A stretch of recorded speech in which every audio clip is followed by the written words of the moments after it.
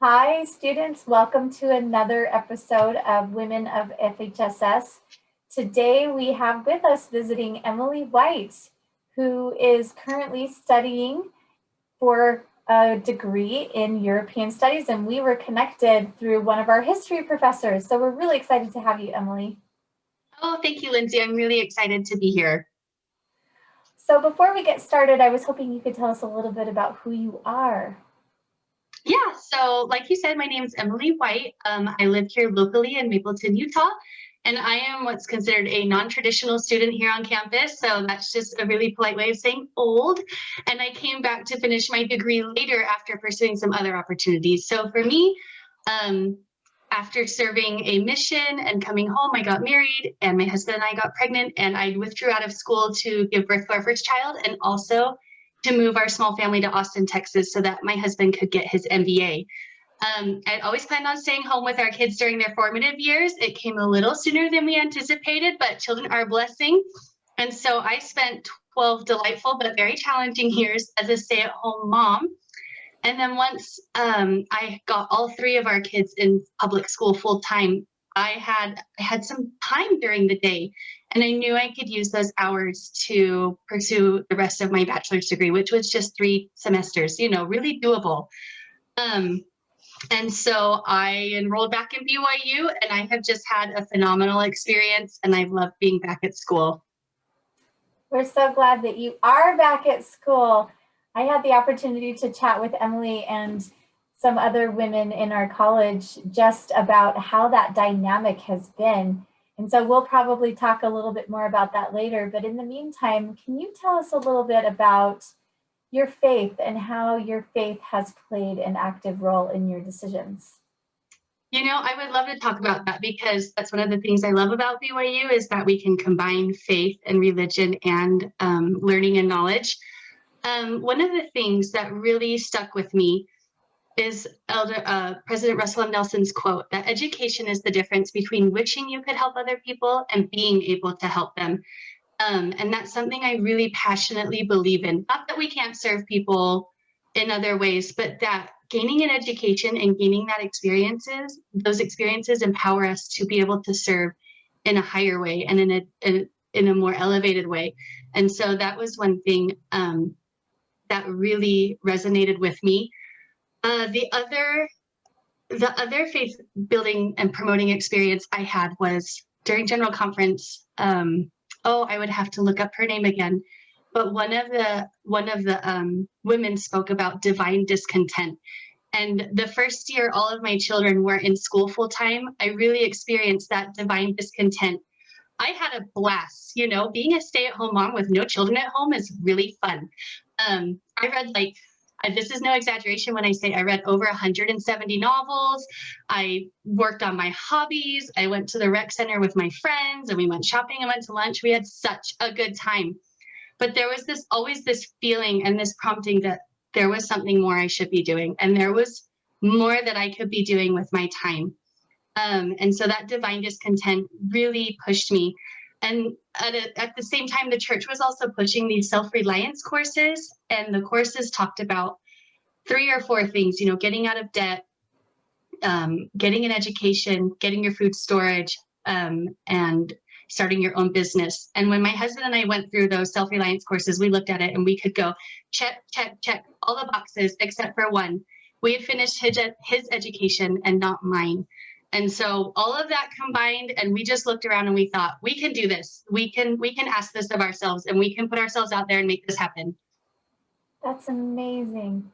I'm so glad to hear that because I think that often when in my younger years, at least, I kind of got stuck thinking that things had to look a certain way, and Yeah. so I don't know if you Oh, I know. experienced that too, but it's just amazing to hear how your faith helped you. And it's not to say that, anybody else who is experiencing divine discontent has to do this, right? Like that Yes. it's so Yes. personal, and maybe you don't experience divine discontent and you're fine reading Yep. 170 novels a year, and that was a very personal thing for you. That's Absolutely. amazing.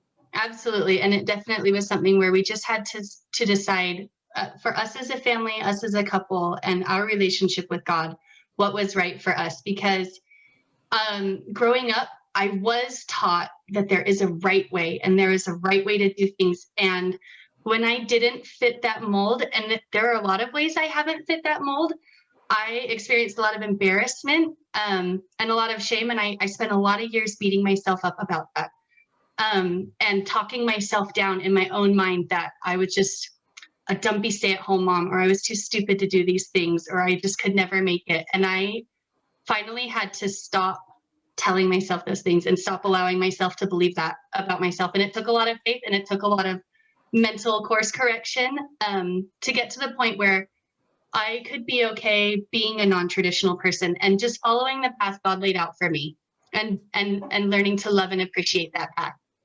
That's amazing.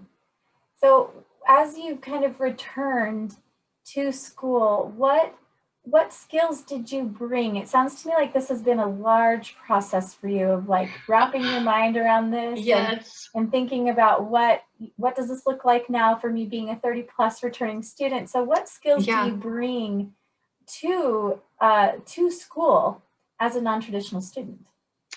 That's a really good question. One of the things I've noticed about a lot of non-traditional students, other non-traditional students I've met on campus, and also feedback I've gotten from my peers, like my classmates, is that after having been home, we are more used to being intrinsically motivated. There's nothing holding us accountable. Dinner has to happen every night. We have things that have to happen every day, and there is no boss, there is no paycheck, there's nothing holding us accountable other than our own personal circumstances. And so non-traditional students have that transfers really well into study skills, and we do have more more mature study skills, and we're used to holding ourselves accountable, and that is a really big asset in the classroom. We're also, one of the things that I've noticed is that I'm more inclined, I'm trying to think of how to say this. I care a lot less about what other people think about me because I'm already so different from them. I'm not going to fit in, and they're really, students are so amazing to include me, even though we're in such different phases of life. But I'm already so out there that I'm not worried about things like looking cool in class. So I'm sitting at the front of the class, I'm taking copious notes, I'm doing all the homework and all the readings, partly because I just don't care how that looks anymore, but partly because as a non-traditional student, we really want to be there. If we're taking this time away from our families and the things and responsibilities we should be doing at home, and our families are making this sacrifice, we try to pull the most out of it. And so that's a big asset we bring to the classroom. The other thing that I've really experienced is being almost able to close the generation gap between professors and their students. So I have some professors who are just a few years older than me, which is awesome, but most of them are, a decade or so, at least a decade older than me. And then the students are 10 to 15 years younger than me. And so a lot of times both groups are coming to me going, okay, what are they thinking? What do they mean by this? And I'm able to kind of bridge that gap for them technologically, emotionally, mentally, whatever it is. That is huge, especially because a lot of us sitting in advising positions look at generational competency data all the time to think about how can we make sure that these gaps are not happening just as a result of when we were born, right? So that's so amazing that you've been able to do that. Yeah, it's been a really great experience. Yeah, and something you mentioned that I really wanted to touch on a little bit is that it seems to me, and you said this when we were interviewing before, but it seems to me like the groups that you're working with, that you really can't even tell the difference, aside from, the age difference, but that everyone has been very accepting of you, and your classmates have been very open and willing, and so you haven't really experienced a lot that way. Is that a correct assumption? Or yeah, so one of the things that most surprised me about going back to school was the expectation that I had of a social relationship on campus, I guess you could say. I kind of just envisioned myself coming back and sitting in my quiet little corner and jumping through the hoops and getting a degree and leaving, and no one would know I was there. And my classmates do not let that happen. They are so inclusive, and they are so kind, and they are so loving. And one of my personal mottos back on campus is to always look for the way to like care for others and bless their lives, you know, whether we can peer mentor each other and tutor and do study groups together, or whether they just need like a grown-up to talk to or someone to listen, whatever it is, I try to be there. But these students end up blessing my life so much more than I'm ever able to give. And they just reach across any perceived barriers and bring me into and allow me into their lives and make me feel like I am 100% a part of this campus and a part of this experience. And they don't do that just for me. They do that for my kids. You know, every once in a while, childcare falls out and my kids are on campus with me. And they have my kids at the vending machines buying them snacks, and they're, you know, looking at their coloring pages, whatever it is. And that alone has helped my kids develop a huge interest in going to university and studying at school. They're involved in this experience. They feel integrated with the students and this part of my life, and they want to be there and they want that experience. And so these students have managed to bless not just my life, but multiple generations. And I'm in awe of their inclusivity and their compassion for bridging divides. Oh, that makes me so happy to hear. I'm so glad that that's been your experience. Yeah, it's been great. Yeah, and it sounds to me like this support that you have is not necessarily, I mean, you said this, right? It wasn't anticipated that that would be part of your experience. So I just think that that's incredible. Yeah, it's been really great. So speaking of support, what does it look like for you at home or at school? Oh, that's a loaded question. I would not be able to do this in my phase of life without a lot of support. So at home in particular, I have 3 children. I have 3 daughters. They range in ages from 8 to 13. And they have scaled back their activities to make time for my schooling, you know, so they reduced their involvement in extracurriculars so that I could do less running around in the afternoons and be studying. My daughters have also taken on the majority of all the household chores. And I'm not lying when I say all the household chores. I'm managing dinner and some laundry. But my daughters are scrubbing bathrooms and mopping floors and keeping their rooms clean. I mean, well beyond what an 8-year-old would normally be expected to do. And they just are amazing, and they're really sacrificing for that. And then also, of course, my husband, he works more of a typical like 7 a.m. to 5 p.m. type job. But he's making dinner. He's gotten really great at freezer meals. You know, he's out grocery shopping and calling me in the library from Walmart asking where the pimentos are or whatever it is. So he's just been way more involved in the home. And I just have to give a huge shout out to his employer as well, because it hasn't just been at home. Like right now I'm in an evening class, and his employer has accommodated a 1-hour shift in his work schedule so that he can be home for the kids so that I can go to work. His employers have encouraged me to apply for industry scholarships that I guess I'm eligible for because I'm the direct dependent or spouse, you know, of someone in the industry. And they've just been, I mean, even his employer has been so supportive. And then at school, the biggest thing I've noticed is none of my professors, not one, has ever made me feel like my children or my home life is an inconvenience to their profession and what they're trying to do. And this was especially big during the pandemic, when all of a sudden my whole family came home and we were all on Zoom, and it was just a chaotic mess. And I had kids running in and out of the background and the dogs barking, and I'm trying so hard to keep things like quiet and professional, like a classroom experience. And I had a professor email me, and he was like, just don't stress about it. Your children are a joy. I love seeing them. And this is a part of your life. And it just is. And so they've really gone above and beyond to provide a supportive, like an emotionally supportive atmosphere. And that's in conjunction with all of the experiential learning opportunities they've provided that they've worked really hard to make sure work with my home responsibilities. They've just gone to the moon and back to make sure that my BYU experience accommodates my needs in the home. And I just never would have anticipated that. That's incredible.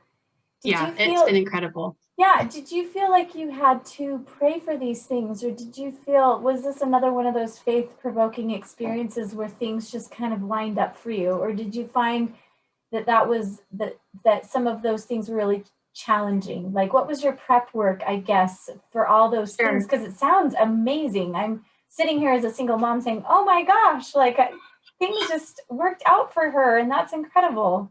And it has just been incredible. On the faith side of things, I think God knew what I needed more than I knew what I needed, because I had no clue what it would be like to leave the home and to try and juggle all of this. And He has put people in my life who have said, okay, this is what you need. And it's been like, oh, Emily, duh, like, yeah, that's what I need. And so I think I have about 100,000 guardian angels watching over me right now. And I didn't even know what I needed. But now, as I've done it more, it's definitely okay. I need this to line up. I'm better able to communicate with transparency, both with God and my family, about what our needs are.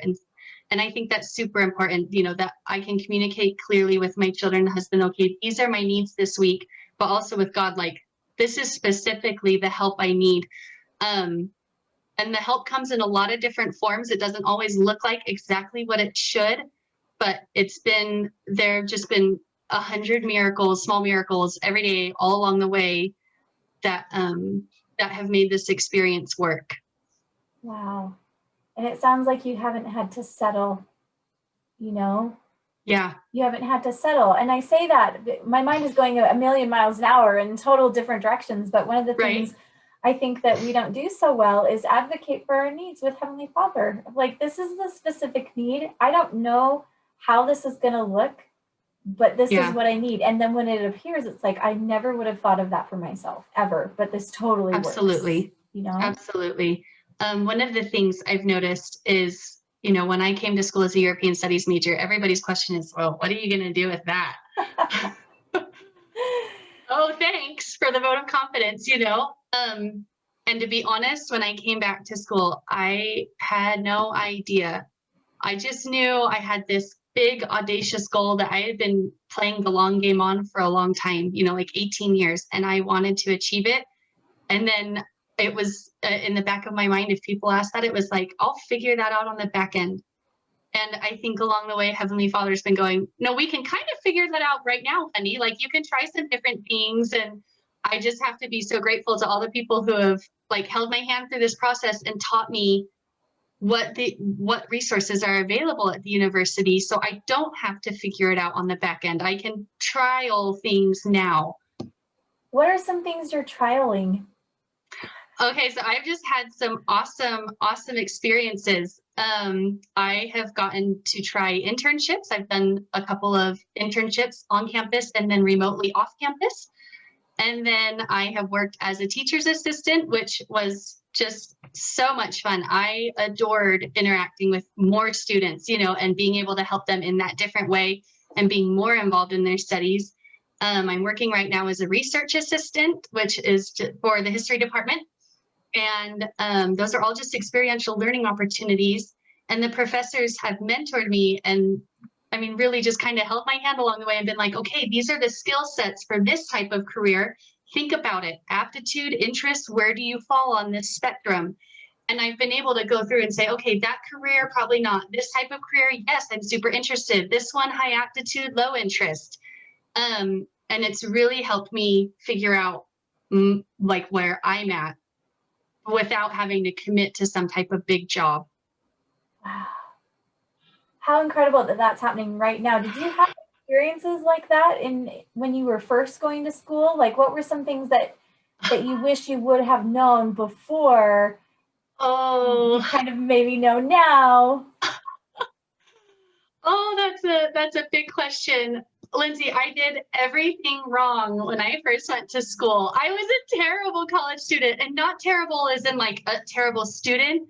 I just had no clue how college worked. I went to BYU, Idaho, and it wasn't until my third year of college that somebody told me they had met with their academic advisor, and I was like, oh, what? Those people. And somebody told me in my 3rd year of college that there was a whole network of people designed to help me plan out my classes and figure out my map to graduation. And I didn't know how to like choose a major. I didn't know how to narrow my interests. I didn't know how to focus. And so I bounced around from major to major and school to school. And I loved everything I was learning. And I look back now and I'm like, I've utilized all that education and all those experiences, but it is not an efficient way to get through college. And you learn through a lot of mistakes. And contrast that with now where I'm being guided and being helped so much, and I've learned so much about the university system. I would, if I had a do-over, it would be a completely different experience. Well, and it sounds to me like you kind of have that. I mean, it's amazing. You have that do-over right now. I have the do-over. And I finally get my do-over. Yes, and you're doing all these incredible things, like the fact that you've been involved in internships and research assisting and TAing, all of these things that are just really helping you hone. Because I just believe that, in any phase of life, we're going to run into things that will help us improve and be better and be better qualified, whatever that looks like. And the fact that you get to do that in a safe environment where people are encouraging you, Yes. Well, and every day, I just am so grateful to my Heavenly Father that I have professors who are willing to take the chance on the non-traditional student. I mean, we do have different limitations and different responsibilities that keep us farther from campus, and they are willing to take that risk and accommodate those needs and work remotely or, meet in person less. And I just cross my fingers and pray that I'm doing a good job and that, God will magnify my efforts for them because they're taking a chance on me, and it's not the traditional route for them either. Wow. I'm just so excited to hear all these things. We really do. I really do work in an amazing place, and we haven't. I know. I love BYU. I absolutely love it. So I have one last question for you. What would you recommend for someone interested in returning to school, or maybe even just re-entering, kind of the workforce in a non-traditional way? Like what advice do you have? That's a really good question. I think one of the biggest mental blocks I had to overcome was being afraid to challenge my family's resources. It's so hard to ask this of your kids or your budget or any, or your husband and his career. It's so hard. And I didn't want to put anyone out. And I have a whole thing about wanting to help people and never wanting to be an inconvenience. And it's just my thing. And I just had to get over it. And now I'm like, I'm not afraid to challenge my family's resources. My family and my kids have been amazing supports, but they've also learned some incredible lessons, financial lessons about budgeting and saving so that we aren't going into debt for my education, or really powerful lessons about prioritization and what's important in our lives and what we can let go of to do what's more important. And those are lessons. I mean, who knew an 8 and a 10-year-old could look at that and learn that, but they can. And then the biggest advice that I would have there is you can't over-challenge your family. You can't push them too far. And so it's important to stay close to the Spirit when you're looking at these different opportunities. And it's important to communicate with them and ask, not just tell them this is what's happening, but to ask, are we okay with this as a family? And I read Samantha Power's book, Education of an Idealist, last semester, and she talked about this juggling act, that it's not so much a balancing act as a juggling act, and you've got all of these balls in the air and you're trying on all these different hats, and there are just going to be like the fragile glass balls that cannot be dropped. And you have to learn which ones those are and which ones you can let go of. And your kids have to learn that, and your husband has to learn that. And every once in a while, you're going to make mistakes. I've dropped a couple of those glass balls over the last 4 semesters, and my children were devastated and they were super disappointed. And I made that mistake, and I had to apologize and ask for forgiveness and learn from it, just like we all have to keep learning and continue to learn. But for the most part, as long as we can communicate, as long as we can stay close to the Spirit, these are powerful lessons, not just for me, but for my family and my kids as well. And the biggest the biggest outcome of this is not the fact that I will have a degree, but that my children are getting an education and they're seeing an education, and this will impact generations, not just me. And it's not about just me. And when you're in a family, you mentioned you're a mom, and what you do is not just about you anymore. And so to see the impact that this is having on generations is really just really amazing. I love that book that you mentioned, because I try to say it's about integration, but I never feel like integration or balance are the right words. So I like the idea of juggling, right? Yeah. Because that's what it is. If it's not too personal, I was wondering if you could share what are some of your kind of glass ball fragile items that you've had to learn from? Sure. So in our family dinner is like, we do not skip family dinner. My kids are heading into their teenage years, some of them, and so they're gone quite a bit more than they used to be. And so that's our time to reconnect as a family. My husband also has started traveling more for work, and so family dinner is what brings us all back home. Another thing is their birthdays, special occasions.